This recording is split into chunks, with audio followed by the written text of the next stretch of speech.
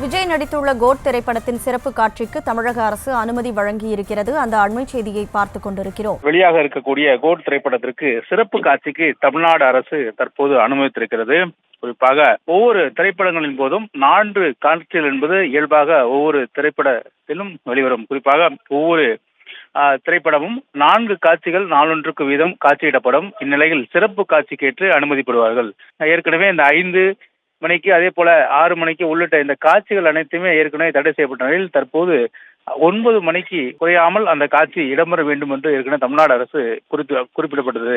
அதன் அடிப்படையில் தற்போது இந்த 4 காட்சிகளுக்கு ஒரு காட்சி கூடுதலாக 5 காட்சி சிறப்பு அனுமதி விஜய் படத்திற்கு கொடுக்கப்பட்டிருக்கிறது.